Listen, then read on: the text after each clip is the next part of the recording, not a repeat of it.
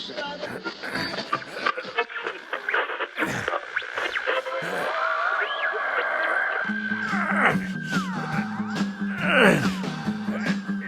Old Fat Detective by Therrio.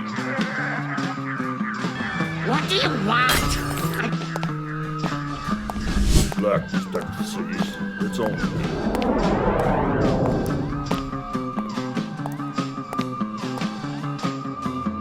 Well, what is it you want? Look, Smokey, you don't really want to peek. The sky was made of murky glass as I glided over the broken sidewalks of the city. Shadows crawled across the spaces between buildings, somehow giving the feeling that something was about to happen. I was ready for anything after a long period of stagnant inactivity, feeling like a butterfly emerging from its chrysalis, ready to fight or flee. I would let my amygdala make the call.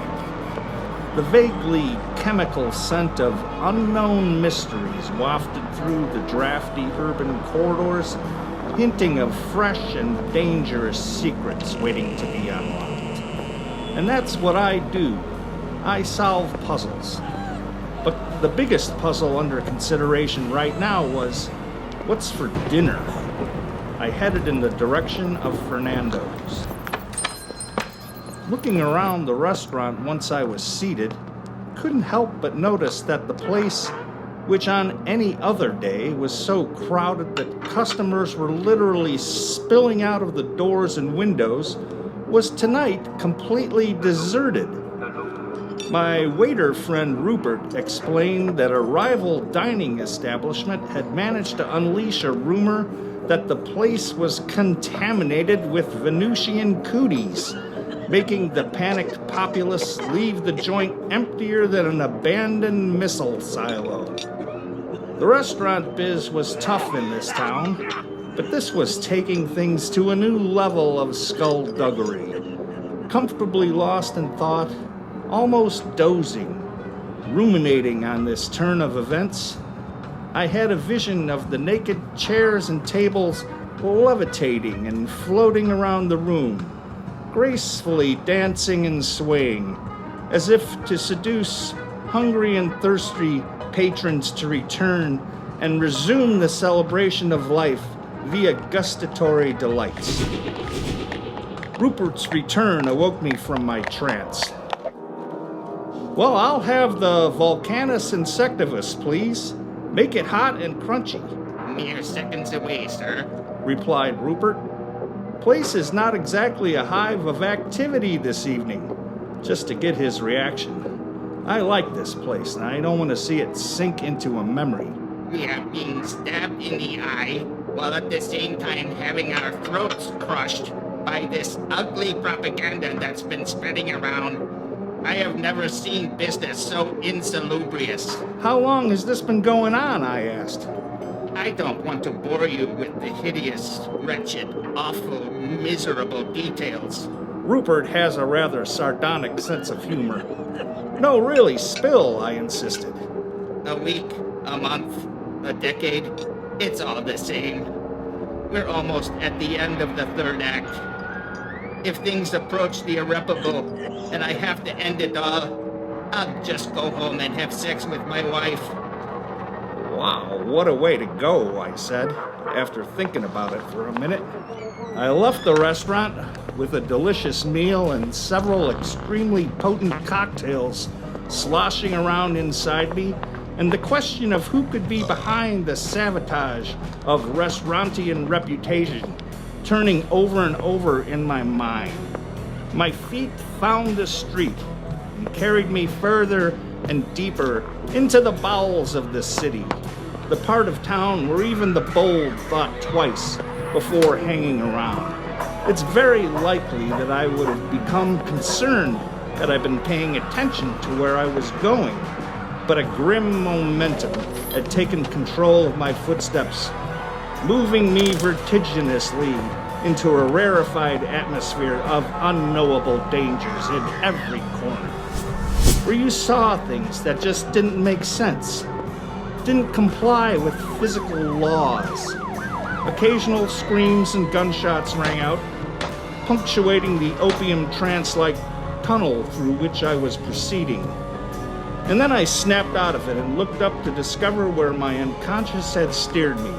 A place where I could see a guy and maybe get some answers to my questions. I found myself standing outside of Dr. Rotwang's house. Well, what is it you want? He growled, not very happy to see me, it seems. I'm very busy and I don't like being interrupted. Inhospitable as always, I see, I said. I'm thirsty. Give me some expensive wine.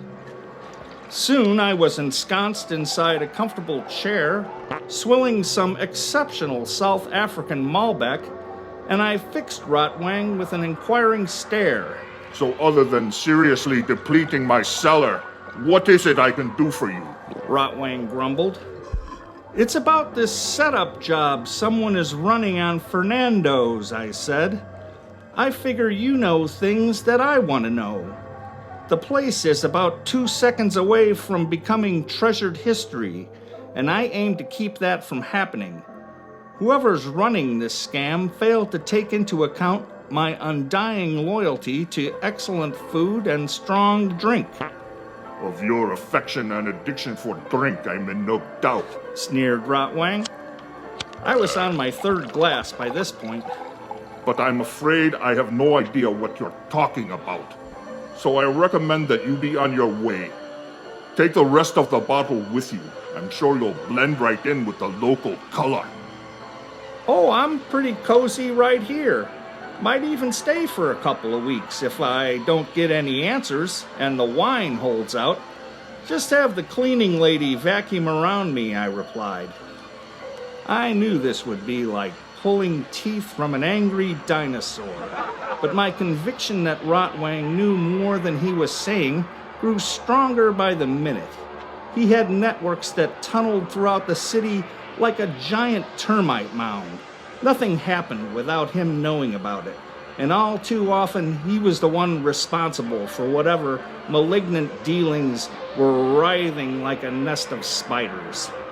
I was about to resume my prodding when I saw something move in a dim corner of the room.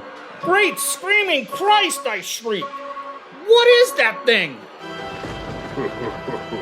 He's my new friend. Rotwang's face contorted into a smile that looked as if it was carved with a rusty razor. I'm not sure what he is exactly. I'm still investigating. I found him in the alley. Charming, isn't he? Of all the words racing through my mind right now, charming was not amongst them. Happy to be out of Rotwang's and away from that creepy grinning thing. It was inflatable, for God's sake. I meandered under a quickening sky, charting a course for a place I could get some thinking done. The Deadly Dandelion, where I was not unfamiliar to those that worked there. Evening, Leroy, I greeted the owner as I walked in. How are you? Life's like sleeping in the middle of the sunshine after a good meal, my friend. And yourself? Well, I'm hoping you can find me a quiet table in the back. Gotta get some cogitating done, I replied. And then it struck me that I was hearing some very interesting music. Band sounds great. Brilliant horn player, I said. Yeah, they're called the Ecstatic Urges, out of Hammond. Got the place rolling. He informed me. Let's get you fixed up so you can get to work. Thanks, Leroy. You're a good dog, I told him. Oh, thanks, man. Soon, I was sitting in a chamber made for mental overexertions. Dark, quiet, like a library, with just a hint of the beautiful ghostly music reaching me from the front.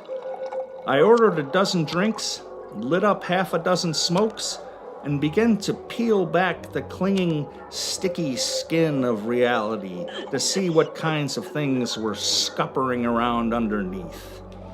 and what I found was almost too suspiciously what an image from a scanning electron microscope would produce if it could be focused on emotions, egos, ambitions, seductions, grimly insectoid sentinels of crime, weariness, weeping, outright wailing, men with great power but no common sense, piloted by greed and ruled by black centipedes from another galaxy, and even more horrifying, the centipede's masters, who were older and more terrible than time itself, and the goddamn grin on Rotwang's plastic monster. Alright, so maybe mixing massive mentality with stimulants doesn't work out every time. But I figured out enough to know I was missing a few pieces from the puzzle, and I would have to wander around looking for them. But before I could move, I heard the distinctive sound of high-heeled shoes moving slowly, rhythmically towards my table, like a targeted weapon. She waved her hand around to move some of the smoke out of the way. Geez, is the place on fire, or are you happy to see me? Oh, don't mind me, I said. I was born in a burning building. And you know, I'm always happy to see you. If only I could remember who you are. Well, that's for you to find out, isn't it? Isn't that what you do? Find out things? She didn't blink. Yeah, usually there's a lot of filling out forms involved, taking tests, being tested, answering a million questions, and maybe even some public speaking. Do you like answering questions, Ms. Gasoline? I smiled at her. That's not my name, mister. She was serene as the Buddha. I know, but that's what I think I'm going to call you for obvious reasons. Why don't you take me for a walk and get me out of this smoke if I'm so inflammable? It's like East Germany in here. She was staring somewhere above my head with the expression that she was having the best idea in the world on her face. Your logic is unassailable, Ms. Gas. Let's see what the night brings us. Well, it was. So we headed out into the street. There was not much happening, and that provided us the chance to play the game where I subtly alluded to the fact that I'm pretty sure that she's one of Rotwang's creatures, and her saying, What's a Rotwang? and going around and around until finally her personality changed as I was looking into her eyes. Look, Smokey, you don't really want to peek under this particular blanket. It's deeper than you think, and at the same time, smaller. She held up her thumb and index finger as if to indicate a tiny volume of space. Get me? And with that, her handsome legs took her off down the street and away from me. I stood there for a long time, trying to isolate the last couple of hours like it was some highly unstable and extremely powerful force. I had to try to probe the relevant data without allowing the whole thing to melt my head off. She had made a most impressive impression on me, and I think I figured out what she was trying to tell me. But this required an excursion into the most unsavory part of town. I mean, this place is so unglued that everyone got up and left. There's nothing here but abandoned buildings that have morphed into the shapes of eternally damned wretches, writhing in pain. Samuel Beckett hangs out here for a recharge on existential bleakness. Then he goes out drinking with Saline.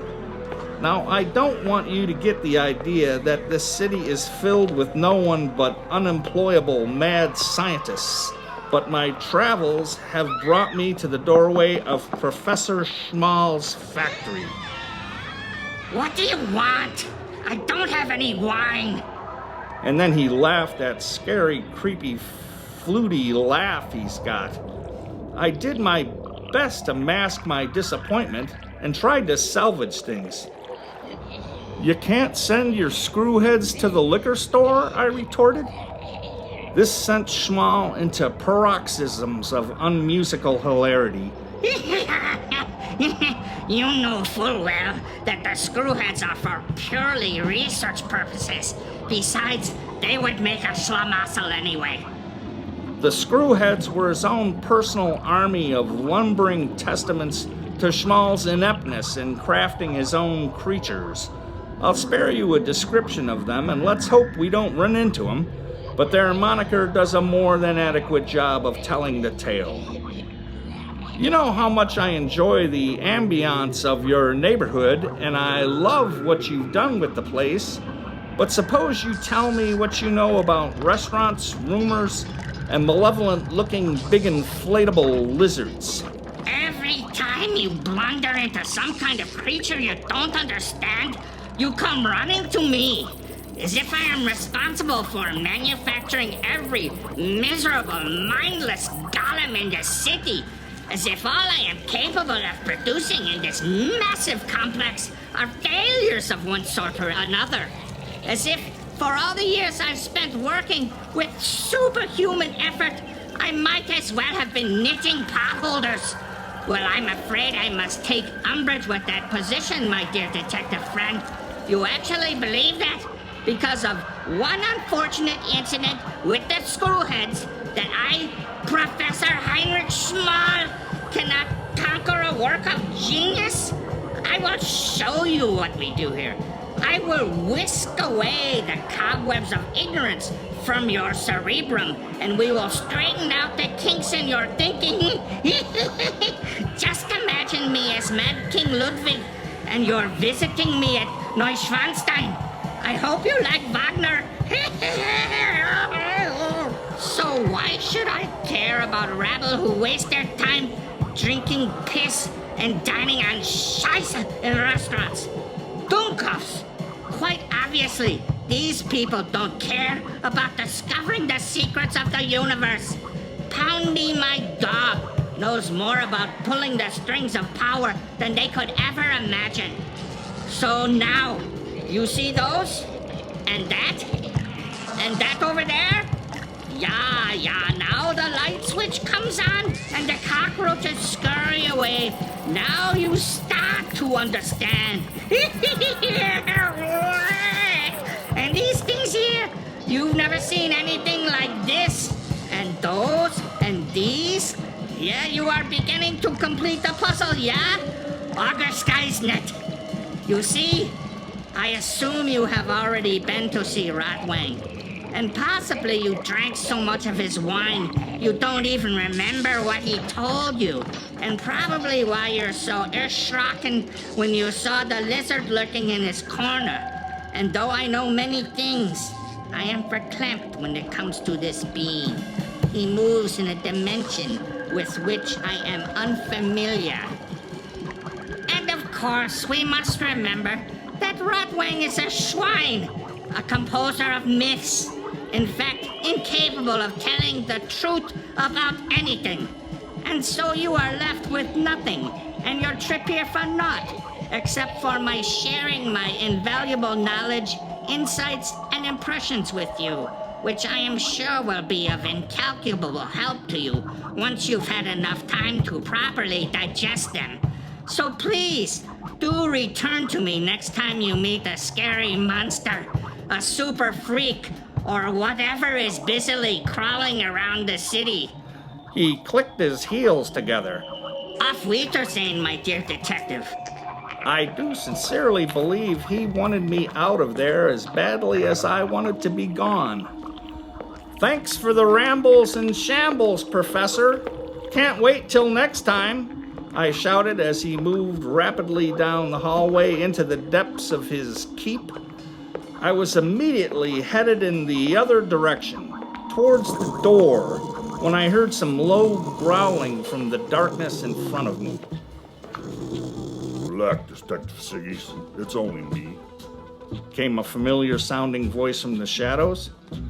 Well, hey, Poundy, how you doing? You're looking good. He chuckled and replied, My situation is not so grim that it could not be improved if you could slip me a couple of squares. Of course, I set him up with a few smokes and he stopped growling at me after a short while. So I happened to overhear your conversation with the professor, and I can tell you for sure that he didn't have anything to do with the Fernando's thing. Right at that moment, we heard the prof's eerie laughter echoing from some distant room as if to punctuate Poundy's remark. He's so far into his own thing, he never even leaves his place. But me, I like to go out, have a nice meal, some drinks. And Fernando just happens to be one of my most treasured dining experiences I've ever encountered. I mean, a hot, crunchy Volcanus insectivus? Come on, man. That's a celebration of being alive. Oh, wow! That's my favorite too, I exclaimed. We both beamed at each other for a moment. So the thought of some malign fate, some evil machination, reaching out its chill hand to crush my food cathedral, send Rupert home to have sex with his wife? Oh, Christ, it's unbearable. I mean, there's only so long I can sit up in here dragging myself around looking for a piece of dry floor, inhaling rusty dust all day, dodging occasional random blazing bolts of God knows what shooting around, and of course the never-ending monologue on the blood. But really, the prof is okay. He just severely lacks empathy with, humanity. I've been nodding at him the whole time, encouraging him to let it out. But here's the deal, Siggs. He said as he fixed me with a powerfully lugubrious stare. You need to start looking at the Yakuza. No lie. My jaw dropped on top of my shoes. Shut up, I stammered. No, brother, I'm serious. I believe that he was serious. The last few times I've been in, there's been a bunch of guys with shiny suits, slick back hair, and skinny mustaches at a table in the back. Completely obnoxious. Getting really hammered. Pushing the staff around, the classic squeeze. I thought I was watching a goddamn Suzuki movie. So one fine day I'm in there, and I'm conducting a symphony of food with both hands. But these guys are there, and they're even more cranked up than usual. Fighting, breaking shit, totally rude. And Rupert gets pissed. Now, a pissed off praying mantis can be an intimidating experience, even to a drunken gangster. And he tosses them out on their ass to a standing ovation from the other customers. But shortly after that, all this scandal cootie stuff started. I've been back once or twice, but it ain't the same. It's like eating in a mausoleum. Something drastic has to be done. So naturally, I thought of you. I figured you would show up here sooner or later. Absolutely.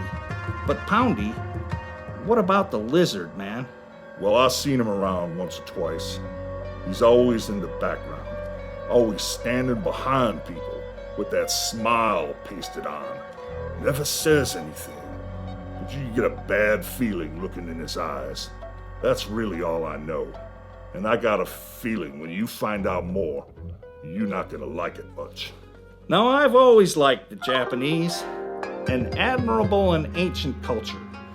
And of course, I'm deeply in love with the food, not to mention the fact that they make excellent beer. And I do have a weakness for many glasses of good chilled sake. But those cozy feelings curl up and die when it comes to dealing with the Yakuza.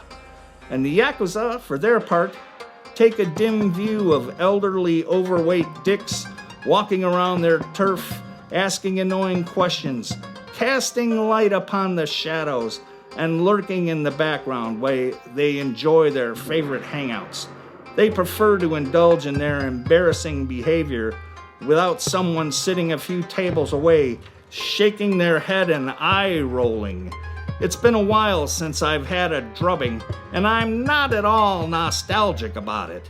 These guys usually deal with knuckleheads in a group, like a baseball team. So there's a good supply of them and a short ration of you, which makes for a rather lopsided encounter. So I'm gonna see if I can figure out a plan to find out what I need to know without getting my head kicked in. And maybe ask around about if they've seen a certain disconcerting looking reptile hanging around the periphery. There are more than a few joints where I could begin my expedition, but which one would get me to El Dorado the quickest? I was walking by a place called the Boxman, where visitors were issued their own large cardboard box to dine in. There are small window flaps on the side so you can look out at the other folks in their boxes in the dining room. I'll bet introverts would like it. Then there's the secret rendezvous, where all the waitresses are former porn stars. But there's a rumor that the owner is a horse. I mulled over half a dozen choices and rejected them for one reason or another, and I finally swanned into the Hungry Shark and rolled up in the presence of Nobuyoshi Watanabe. Greetings, Watanabe-san.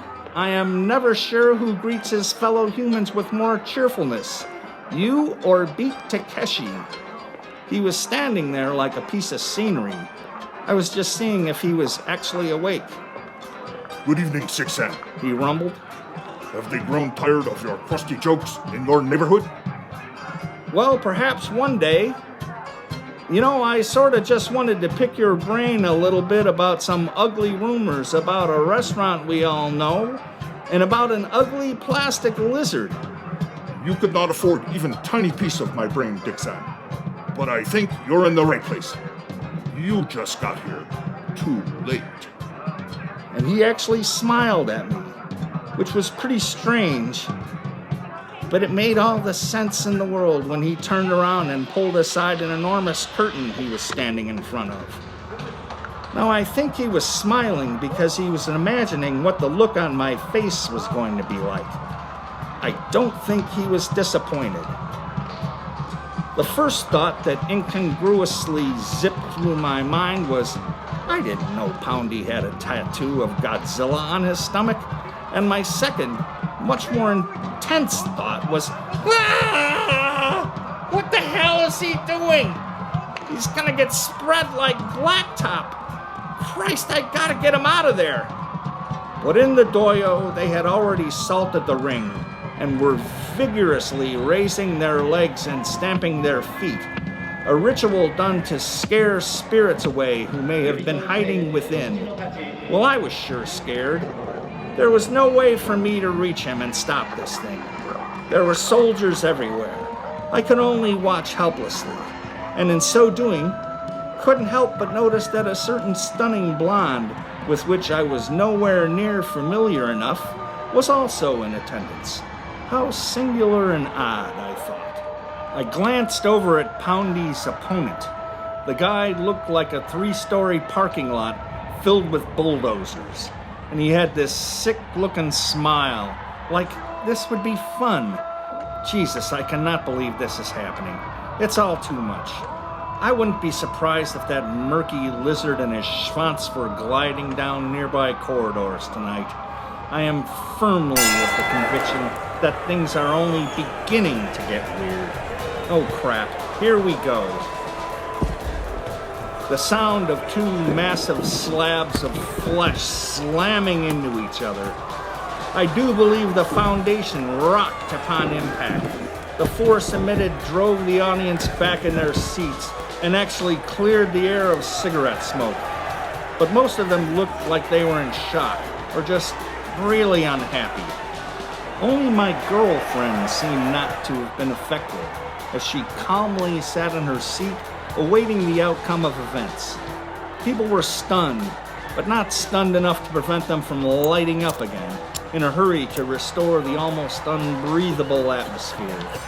It seemed not much was happening, and so, steeling myself, I looked over at the doyo and for a few moments was unable to process the data that was entering in my eyeballs. Against all odds, Poundy seemed pretty firmly in control. I'm gonna have to find out how he did that one day, I thought. Also, I was pleasantly surprised to see my attractive and flammable friend working her way through the crowd towards us. In fact, I was just about to get sanguine about our chances of getting out of there, until, that is, I noticed that most of the Yakuza in the place were heavily armed, not to mention kinda pissed off. and I felt strongly that another conversation with Watanabe-san was in order about this restaurant jazz, although perhaps at a later time and place.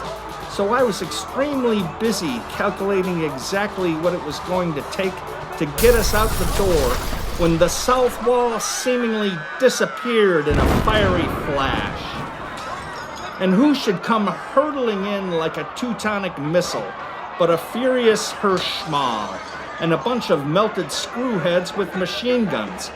Return my horn, you despicable swine! He bellowed. Or there will be most unfortunate consequences. The Yakuza clearly were not enjoying in the slightest the way this entire evening was turning out. And this latest bit was just one more egregious insult. It was increasingly doubtful that any kind of civil negotiations were going to be possible when I just happened to glance over to the back of the room. And there he was, lurking in the gloom on the fringes of the crowd. I knew it. And he was sporting a Thompson as well. Must have taken out a screwhead. Things just hung motionless for a few seconds. It would take only an almost immeasurably small amount of anything to set this whole thing off. I'm not 100% sure who fired first, but I got a pretty good idea. And then things just got John Woo. Too bad the sound system got blown up. We could have really used some music. After about 10 minutes, I couldn't help noticing that the professor's screwhead guys were starting to melt even more from the fires, which was okay by me because they weren't accomplishing much, swinging their guns around and blasting away. Schmal himself was busy leaping around with some kind of ray gun, but I was unable to see what it did. And the lizard had grabbed another gun from somewhere and seemed to be making a concentrated effort to take out my lady friend.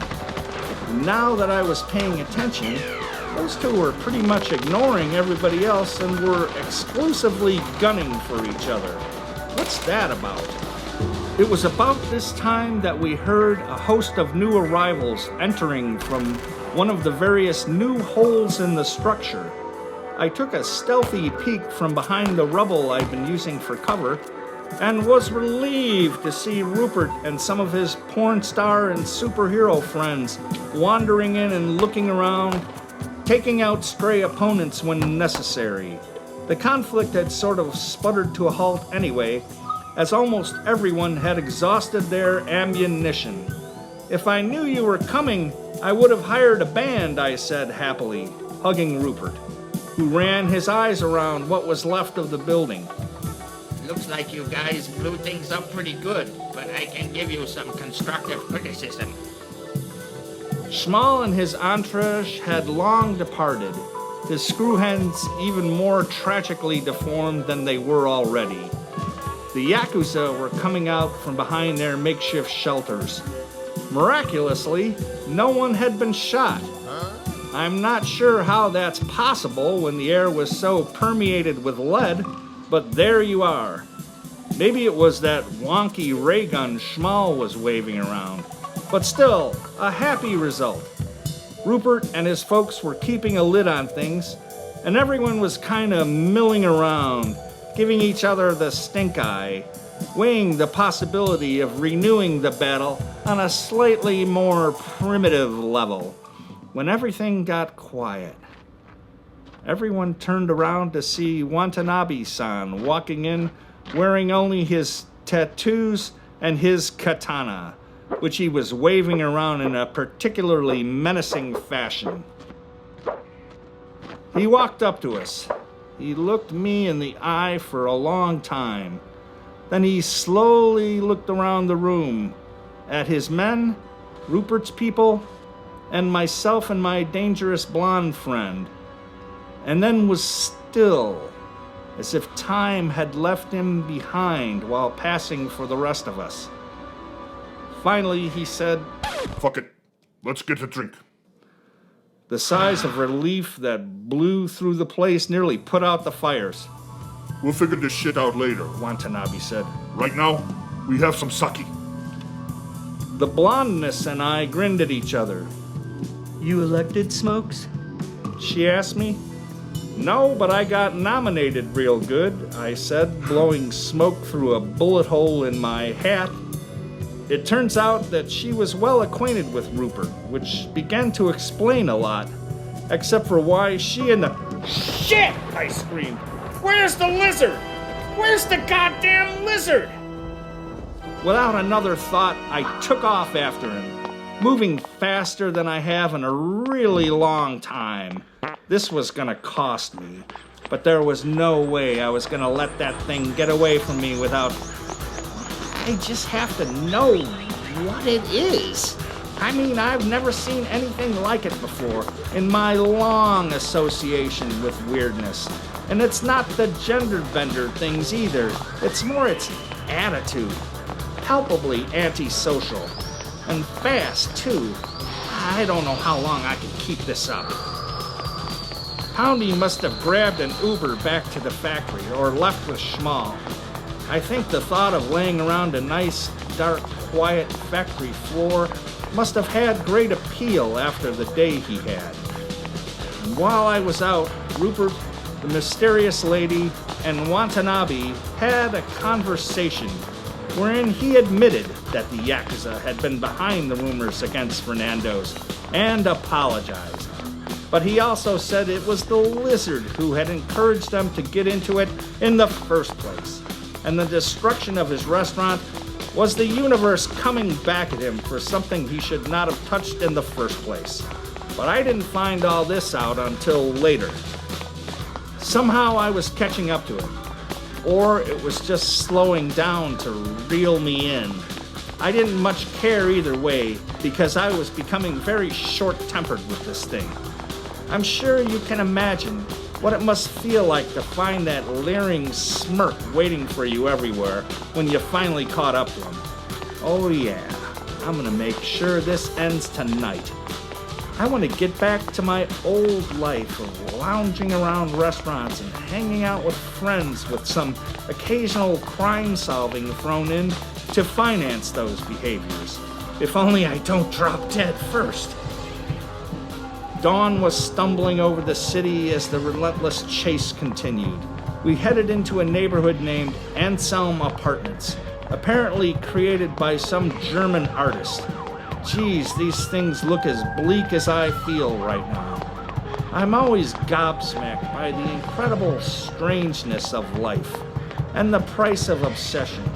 I mean, I just ran away from a beautiful, funny, intelligent woman to chase a latex obscenity into the streets. And there he goes. He ducked into one of these things. Let's see, this one I think. They all look depressingly similar. All right then, through the door and crap! Stairs! My nemesis. I leaned against the wall to catch my breath. God damn it! How did he know? I bet this is the only one of these architectural brain farts that has a staircase in it.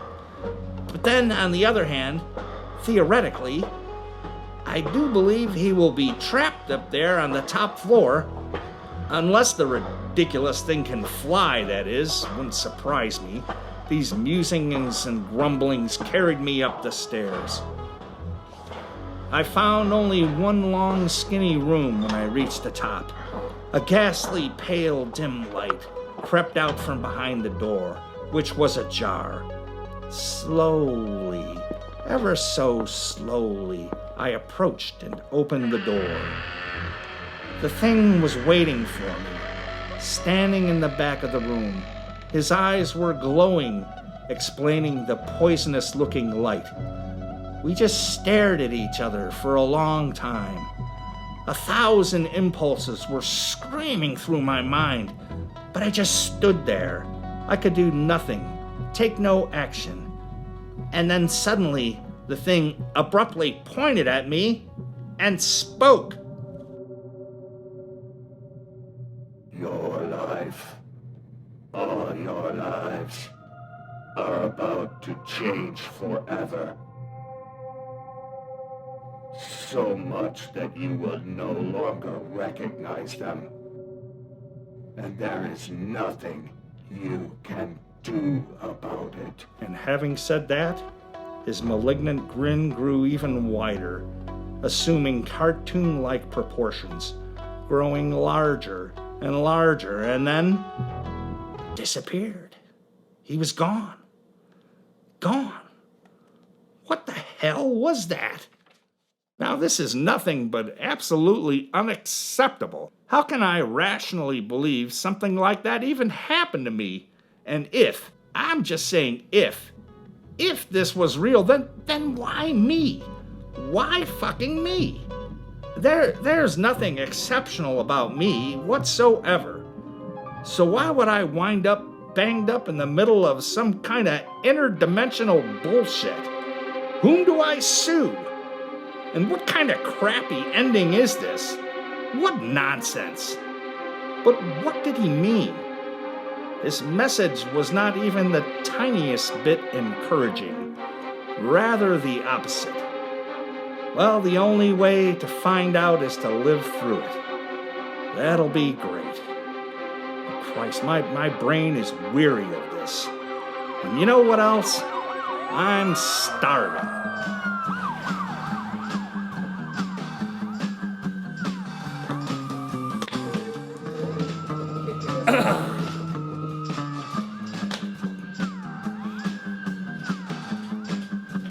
Yeah, man.